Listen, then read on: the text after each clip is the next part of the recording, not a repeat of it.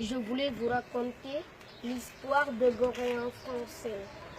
Ici à Gorée, ce sont les Portugais qui sont venus ici en premier, en 1444. Puis après les Portugais, ce sont les Hollandais. Après les Hollandais, les Français. Après les Français, les Anglais. Après les Anglais, les Français encore. Puis c'est eux qui nous ont colonisés. L'esclavage, ça a été aboli par Victor Schœlcher. En 1848, ça a duré 400 ans. Puis le premier député noir du Sénégal à l'Assemblée nationale française fut Blaise Diagne. Il habitait ici. Il est né le 13 octobre 1872. Il est mort en France. Puis ici, la distance de l'île est de 900 mètres de long sur 300 mètres de large.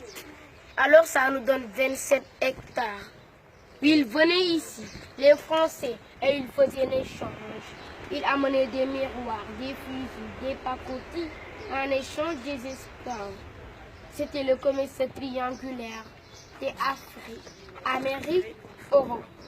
Et avant, toutes les maisons qui étaient au bord de mer, c'était des maisons des esclaves. Ici, à Gorée, il y avait 28 maisons des esclaves. On a gardé la dernière maison des esclaves. Puis en 1960, on a déclaré l'indépendance du Sénégal le 4 avril 1960. Et vous voyez qu'ici, à Gorée, on a des couleurs différentes. Rouge portugais, jaune hollandais et blanc français. Et vous voyez la statue près de la maison des esclaves. On ne la voit pas ici, mais c'est de l'autre côté. Ça, c'est la statue de la libération de l'esclavage pour nos frères guadeloupéens. C'est les frères guadeloupéens qui nous ont fait ça le 31 juillet 2002. Un porte aller sans retour. Avant, il y avait un pont pour amener les esclaves. Ceux qui étaient malades ou blessés, on les balançait dans l'eau. Les requins venaient le manger. Parce qu'en cours de route, il n'y avait pas d'hôpital. Et ceux qui posaient 60 kilos, on les amenait les vendre en Amérique, en Haïti, au Cuba, etc. Ceux qui posaient moins de 60 kilos, on les laissait dans la salle des finances temporaires. On les engraissait. Le haricot du niébé, mélanger ça avec l'huile de palme pour qu'ils posent 60 kilos. Et École Mariamba, excellent des meilleures jeunes filles. C'est là-bas qu'on sélectionne les meilleures jeunes filles du Sénégal. Seulement des filles, il n'y a pas de garçons. Et Mariamba, c'est elle qui a écrit sur l'anglais dans un livre. Et merci les amis, c'est tout ce que je savais. Ce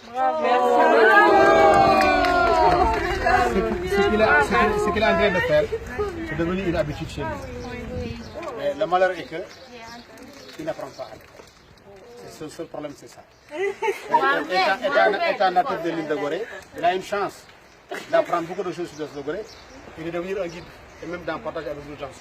Mais si on ne fait pas des études après, c'est raté. Parce qu'il n'atteindra pas un niveau pour aller à l'université et approfondir ses recherches. Il va être limite, il va rester dans l'île de Gorée à raconter cette histoire qu'il a mémorisée. Il faut l'attacher.